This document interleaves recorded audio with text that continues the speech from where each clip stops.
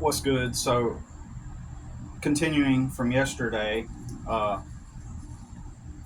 I every 3 to 6 months I get my notebook out. It's been 1 year since I wrote down my to do my what I do is I write down my station in life. I write down everything that's going on, how much money uh, I have. I write down how much money I have, how much money I'm gonna need, and then I kind of like put a plan together to attempt to advance my life. I do that every 3 to 6 months. I'll sit down just to get everything out and I put it down on paper.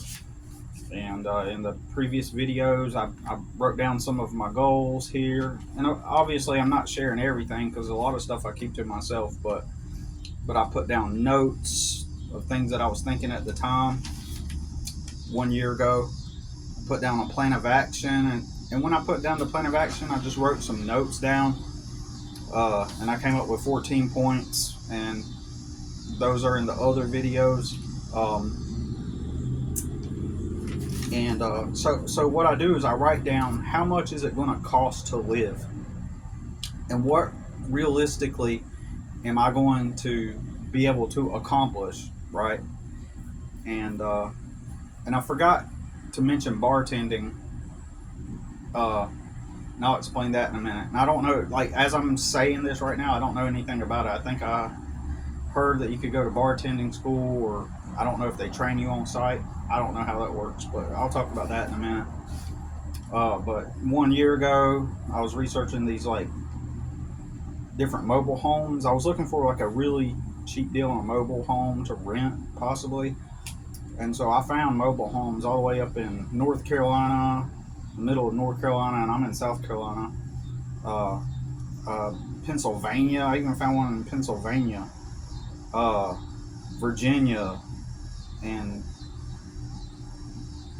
you know, so I was looking for the idea here is I need to be able to make money, make a income to pay for my basic needs, and to be able to save money and invest money. That's the point. If you're at a job working for yourself or anybody else, and every week and every month that goes by, you're just you don't have any money left over, you're not going to get ahead. And I'm proof of that, because the past 3 years I have been living job to job. And uh, if you don't know, I fought for about 2 years um, a child support case where they came after me and even suspended my license while I had custody of my son. So it's the state saying you don't take care of your child while I'm actually taking care of my child in my son in real time. And so they suspended my license, and so now I've got to provide for my son with no transportation, no help. Family didn't give a fuck. I ended up having to go to a shelter eventually, and other bad luck happened during that time. Like for example, the trailer I rented was 400 a month. If I could have just remained in that trailer, I could have gotten through it even without a license, right? However, the trailer I rented, the property got sold. So on top of getting the license suspended and the child support case, with also my son and I getting enmeshed into another case, all at the same time, that had nothing to do with us, but had to do with his mom who lives in the town over. So that's what happened.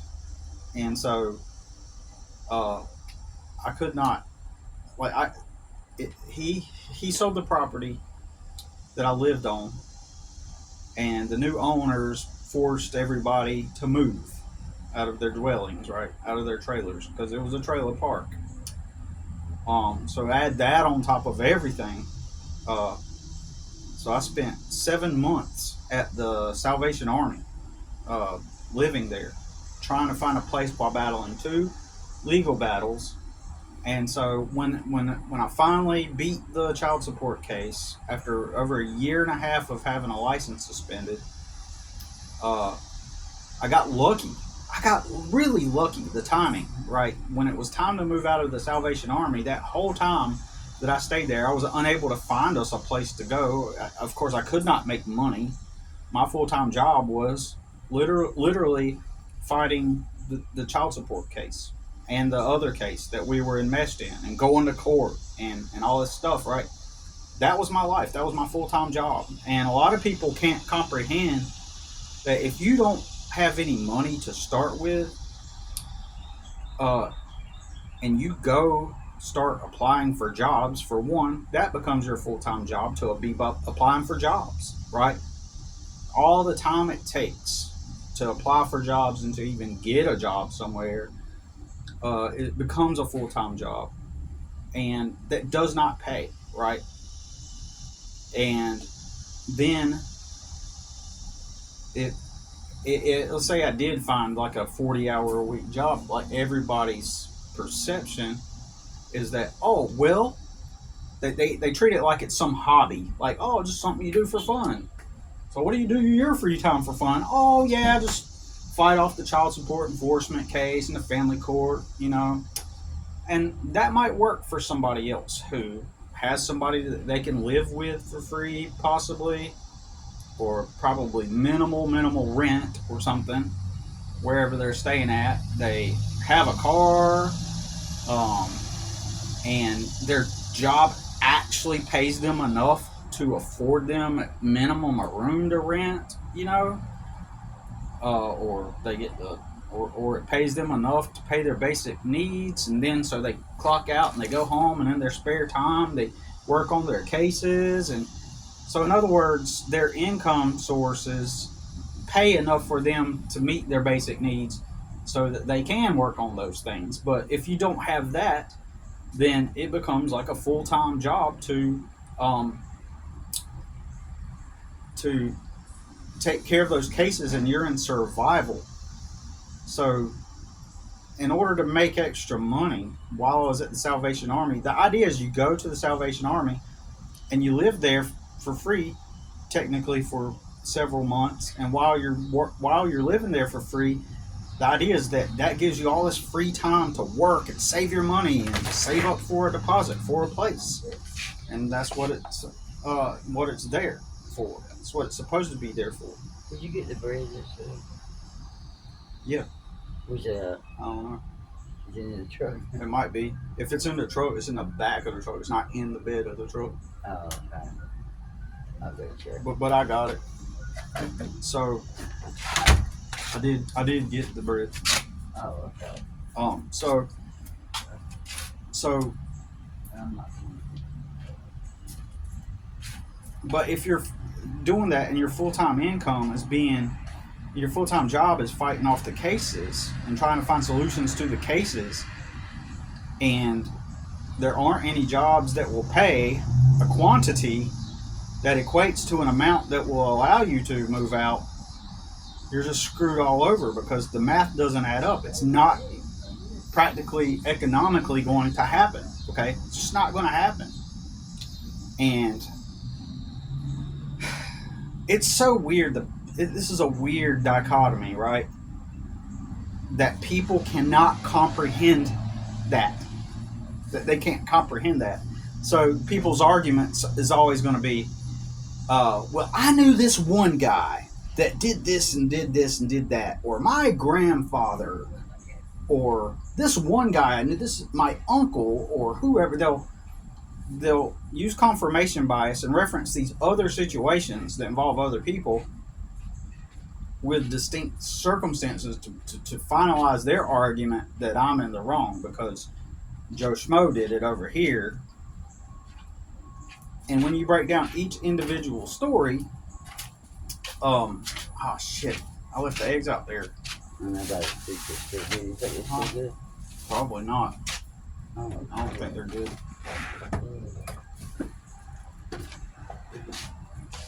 Um. So. So yeah. So during that, it's like you you're not getting ahead. And the dichotomy is, or the paradox, or whatever you want to call it, is that people can't comprehend that. They reference like these stories, like, so during that, in other words, during that whole time I was dealing with that, if I would have gotten a full-time job working for somebody else somewhere, then that would have removed me from my ability to to actually work on the cases. Because remember, I didn't have transportation, you know, and I didn't have a way to get to the jobs. Now, the Salvation Army did, I think, offer some kind of like transportation. If you did, like, if you got a job at a warehouse, they take you there and pick you up after work. I think, I don't know.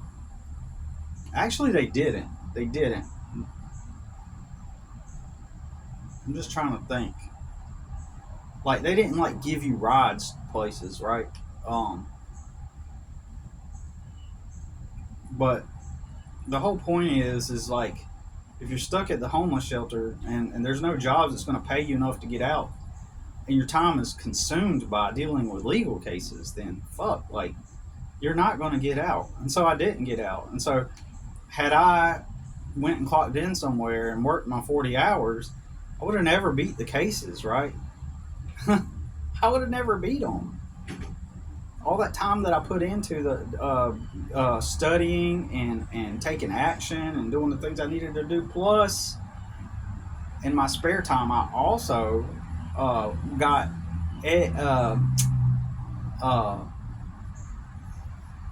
I still had to make money, right? Oh yeah, the people at the Salvation Army were dysfunctional.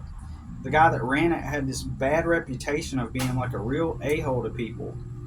And so everybody danced around and tiptoed around his authority, and he was like heavy fist, you know, and they played to his ignorance to some extent, but they said that he was like this, like word around town that he was like this like tyrant, right? So, and you know, so I had to gray rock and avoid enmeshment into that dysfunctional dynamic. I'm telling you, like I've said before, everywhere you go, it's just dysfunction. At this level, everybody's dysfunctional to the point to where if you're economically in a weak position, yeah, you can have all the balls and guts and all the stand up for yourself that you want. But if you're in a weak position, that doesn't matter if they outpower you and outnumber you, right? In these dynamics, right? It doesn't matter, right? So, I'm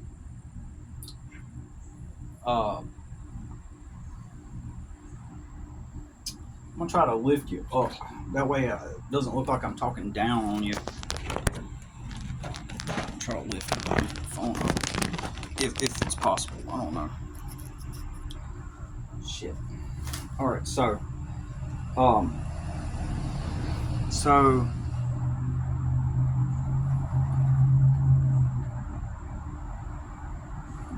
I did end up leaving the Salvation Army eventually, and I got lucky, and I found an apartment right towards the end, like literally within like a week of leaving the Salvation Army. After looking for, oh, and that's another part-time job, looking for places to live, refreshing the browser on Craigslist, uh, uh, going on Facebook Marketplace to see what kind of jobs are available, or not jobs, but houses were available.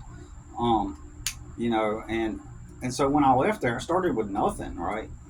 I started with nothing, and in fact, I had to borrow money from people. Oh, in a week before we had to leave, it's weird. This all happened at once. After over a year and a half of like having my license suspended, I beat it, and I got the license reinstated. And during that time, nobody supported me.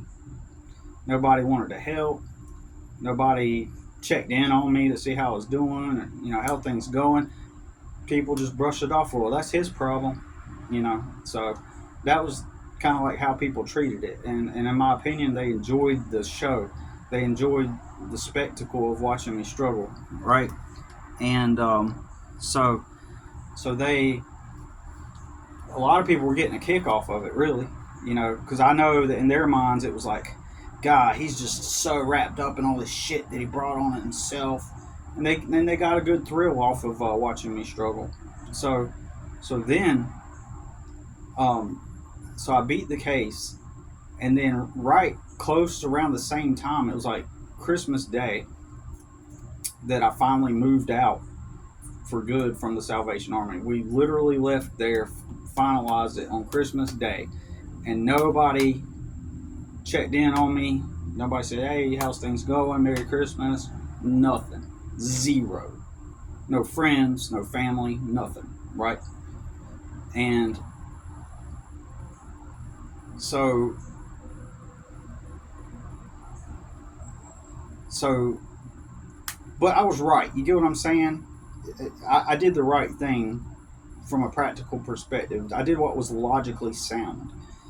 I focused all my time on beating the cases. So I beat two cases, two legal cases, one child support and the other one a DSS case involving my son's mom. And remember, if it doesn't make sense yet, my son lived with me during this time, but his mom got in trouble for child neglect with her children, and because we share a child, due to a legal technicality that I'll explain at some other point, um, uh, they kept bringing my son and me back to her court case, right? So, and they were proactively trying to keep us enmeshed and involved in that case. And when I say they, I mean the courts, the DSS. You know, they were trying to, I could explain that in another video. They were proactively trying to keep us on the case, when from the very beginning they should have just said, okay, well, that child lives with his dad, so we're not worried about them. But they did in court bring up the fact that, oh, Mr. Alley has a current child support case open on him, and he has no license. That case that case was about his mom. She neglected her kids and got them taken away by DSS. That's what happened. She did something or whatever. Something happened in her home and she got her kids taken away, right? And that's why, because she and I shared a child, shared a kid, they, involved us in her dysfunctional system. The courts are corrupt and stuff. So, you know, I had to get out of that. I had to win that too. And I say I won, even though the case wasn't about us. When I say I won, I endured like a year of trying to get off the case. So it took me a year to get off of that for a judge to say, oh, okay, you can get off this case and you don't have to be part of it anymore. It took a year for a judge to simply just say that, right? And so I got off of it, right? And I fought it. Had I been caught in at the warehouse, wouldn't have had time to do all the things I did to get off of it, right? Additionally, with all the times that I had to go to court or go to certain meetings and get certain tasks done, imagine if I'd been working at the warehouse, having to always keep asking for time off and days off. Eventually, you know how jobs go when you're working for other people. They were like, "Oh, what's going on? Well, you need to get your matters in order. Or why can't you just ask them this?" So now, and when you're in extreme poverty like me, like when you're in this state of poverty, then everybody has control over you, and the only jobs available are at some warehouse somewhere, for example, where everybody else has more money, everybody else has more leverage in life, and you're going to end up around dysfunctional people who also exert control over you, because that's just the nature of being at such a low level of impoverishment, right? So I was never able to accrue money. I had a bicycle, and I made a little trailer, uh, and I attached it to my bicycle, and I put my lawnmower on it, my blower, and my weed eater, and my gas, and I had all that shit inside of my apartment at the Salvation Army. And one time I spilt the gas by accident, and the whole apartment reeked of gasoline for like several days, right? But it was the only way I could go out and actually make money. And I didn't want to get involved with helping the Salvation Army specifically due to that dysfunctional situation with the guy, right? On top of everything else. Just, so I would pull my bicycle around with my equipment and knock doors, and then I got like at least one or two. I got four different customers by walking around and knocking on doors, and then eventually I put some ads out on the internet, and I had one girl call me to come to her house, and I rode on my bike all the way to the other side of town pulling a lawnmower. And that's another one of those things, like, people dismiss that as if it was nothing. Like, imagine you're in a bind like I was, and the only means to be able to go out and get money was to hitch up a trailer to a bicycle, and that was your only means to be able to advance or get any money, right? And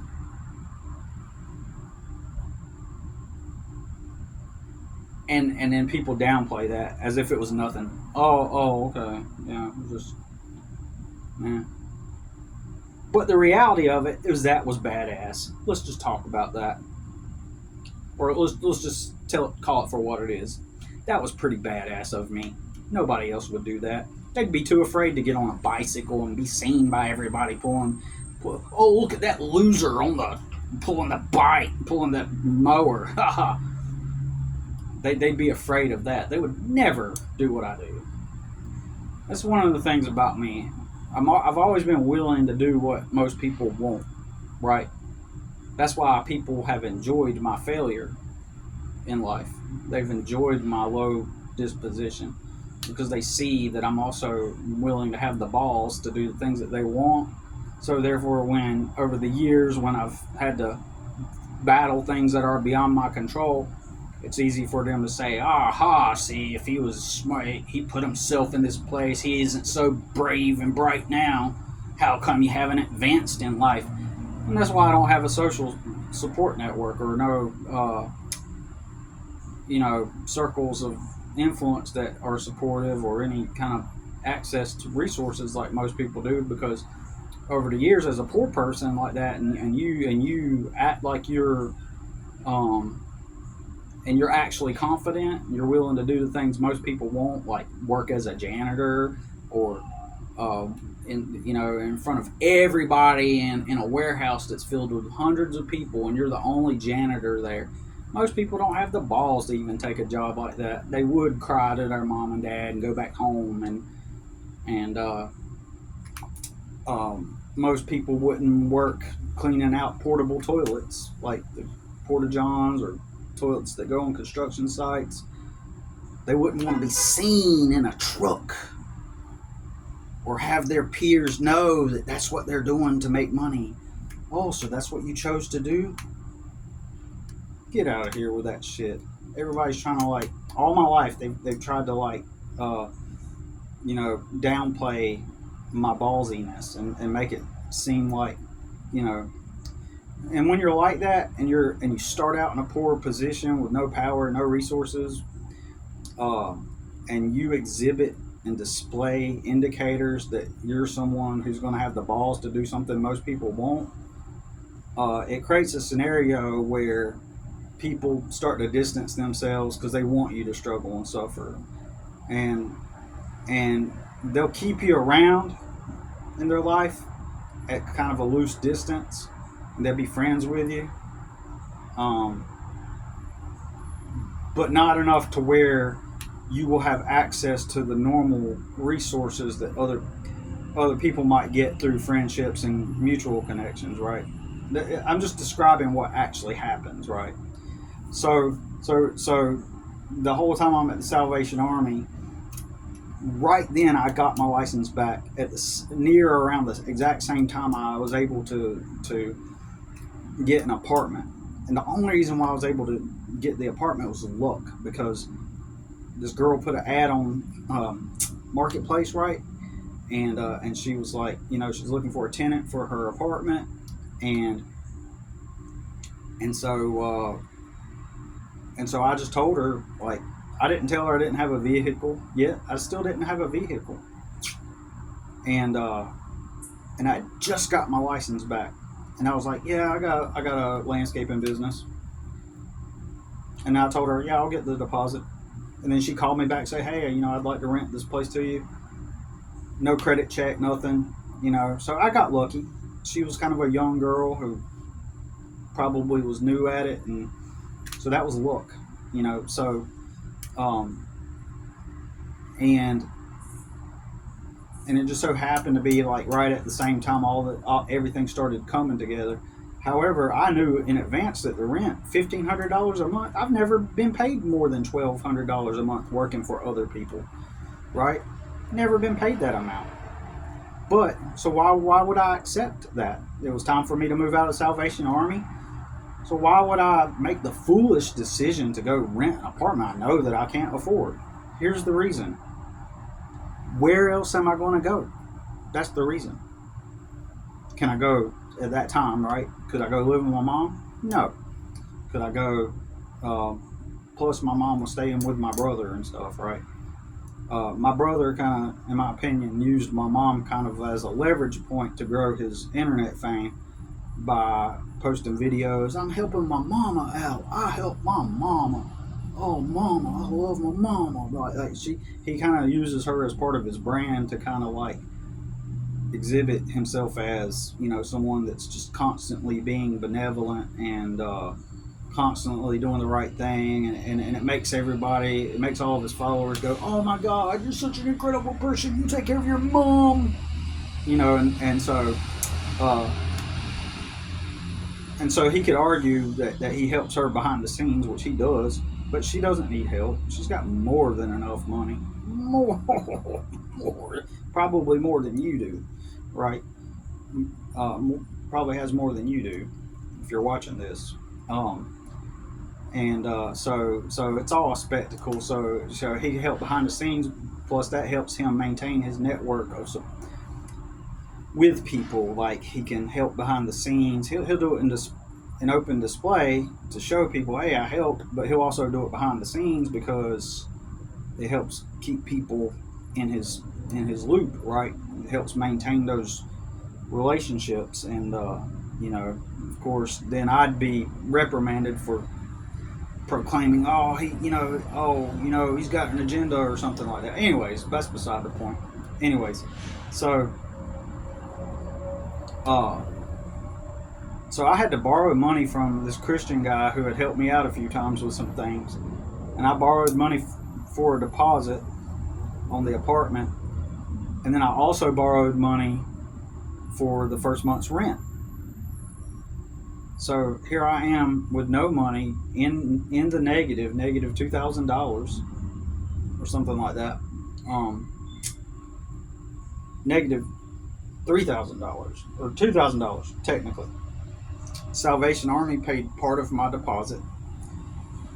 So yeah, that's right, because they paid my deposit, and so I borrowed about $1,500 from two people total, something like that.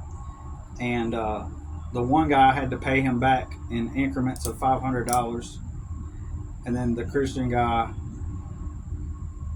I can't remember the exact details, but I just remember that I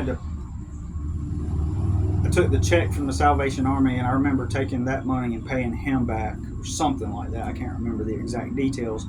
Point is, here I am, $1,500 to $2,000 in the hole. January, it's the end of December, and the first of the month's coming up, and I got to pay that. And I just remember borrowing money from people and taking a gamble that I would be able to even pay it back, right? Just took a gamble. Didn't know if I was going to be able to or not. Got lucky. And so at this time, I still don't have a vehicle. It's going to be January 10th until I can get my vehicle. So I'm living in the apartment, generating no money to pay the rent. Get my vehicle back on the 10th. That means I have about 20 days to come up with, at this point, $1,500. And then I also had to get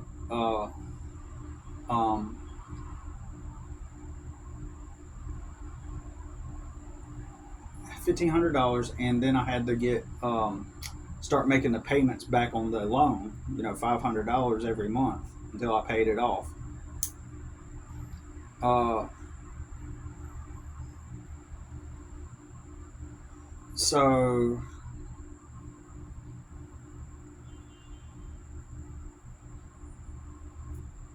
So yeah, just by the beginning of that, just by that being my beginning of moving out, when I moved out, right? Just by that being the beginning, um, uh, I'm already in a deficit. I'm already behind. The very first month, right? Very first few months, already behind, right? Fortunately, as time progressed, I was able to get enough jobs to uh, actually pay that amount. I got lucky, but then I did fall behind a couple times, and I had to get financial help from somebody a couple times during that whole year that I stayed at that apartment. No, I never, even working for myself, I never got paid that amount, to be able to cover the amount for an apartment, right? And you got to think, what jobs are going to hire me, what companies are going to hire me that would help me cover that amount, you know? And also, I wasn't even sure, even though I beat the system, the fraud the fraudulent case that they created against me, the child support system. I did not want to even risk the idea, even if a company would pay me enough to cover that $1,500 a month. Um, I didn't want to risk them coming after me and taking it out of my personal account and then start taking money out. Then we'd be back homeless again.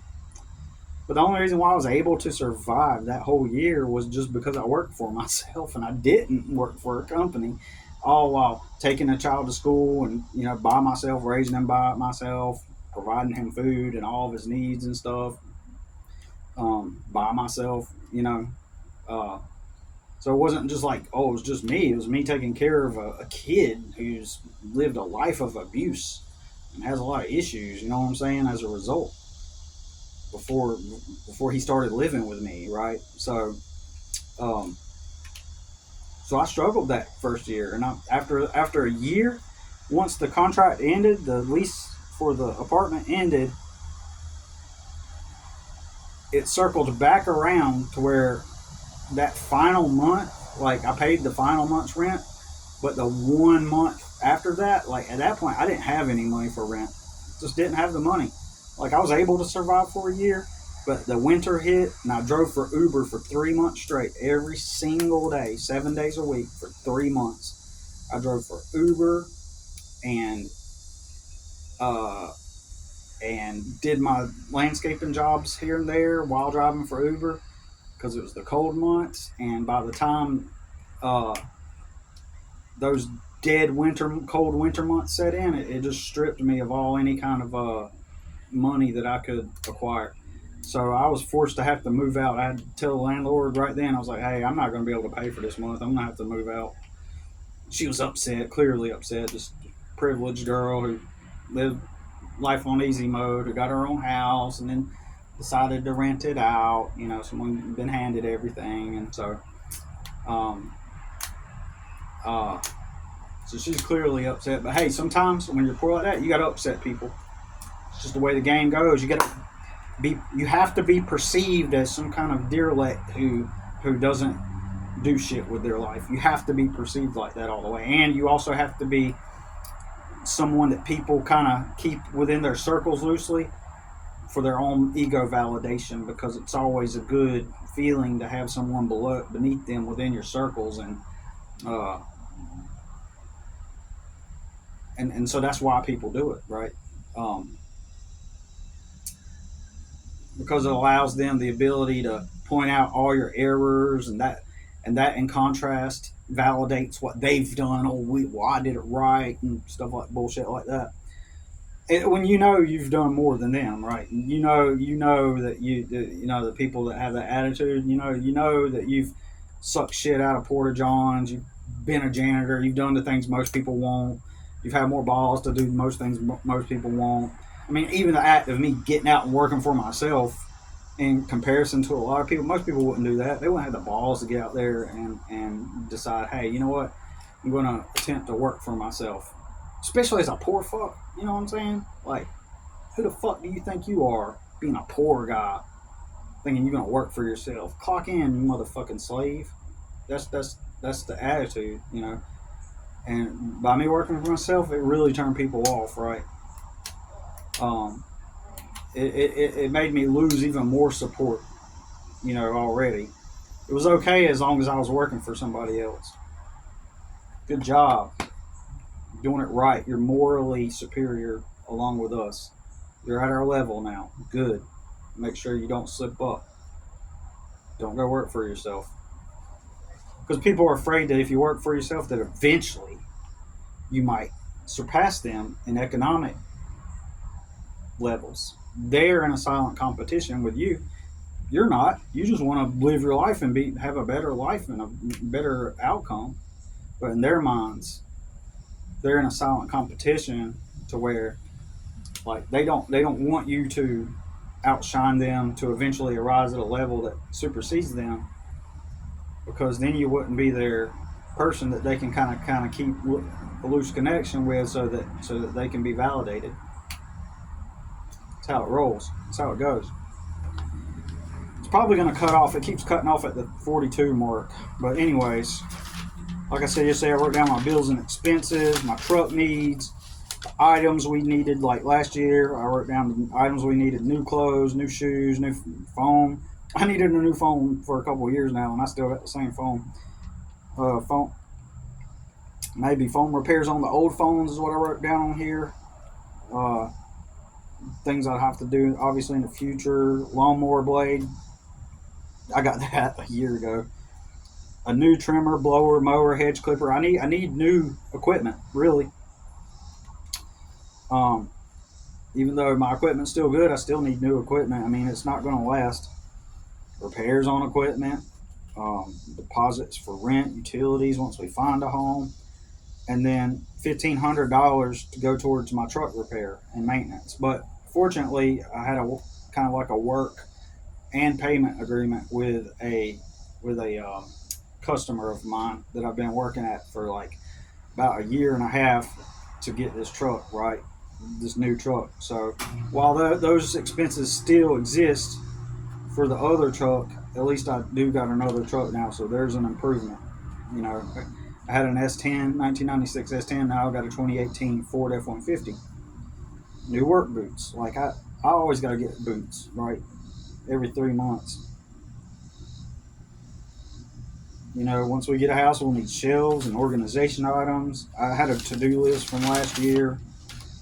So right here, I wrote my total needs to get established. Right, the total needs that, like the utilities deposit, the internet. Probably going to need internet. First rent plus deposit, $2,000. Just hypothetically, right, for what I could possibly afford, right? At least $2,000.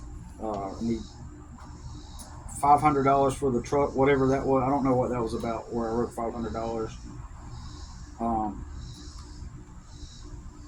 But I basically summarized all the math and figured out how much I would need total to move into a place. That's what this is. Maybe I wrote 500 for the truck just to like say, okay, well, I'll need at least this much to kind of get started on the repairs. I don't remember.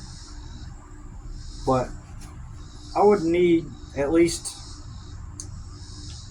$3,600 to move into somewhere at minimum, but possibly 5,600 just in case, because of my work history, they might require me to have extra money or something like that. Then I wrote down $200 for the first week of food. This means total amount needed to get established, meaning moved into a place and be ready to rent, live life, proceed forward, is what I wrote. And then I wrote down at the bottom the $1,500 for the maintenance repair on the truck. So if you include that in the total, how much I might need, $7,100, right? To get the truck fixed, to move into a place. But again, I have this truck, the new truck. But, and then I wrote down a goal for the future. It's like I'm sitting here and I'm like,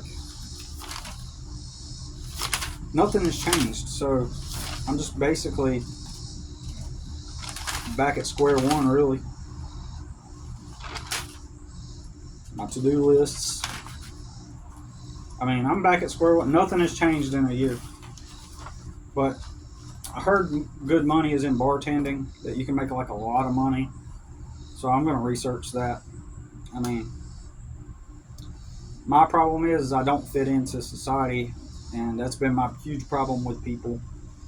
I don't do drugs. I don't go party and drink. I have nothing in common with people. I've always been poor, so I don't have any, I don't have any mutual interests. I don't like society. I don't like the world at large. I don't want to become part of everything. I never wanted to fit in. I've never tried to fit in. I've never tried to assimilate to try to impress people. I never fell into, I never went through a party phase. I've never been interested in what around me is in the world. I just want freedom. I just want to work hard, get a place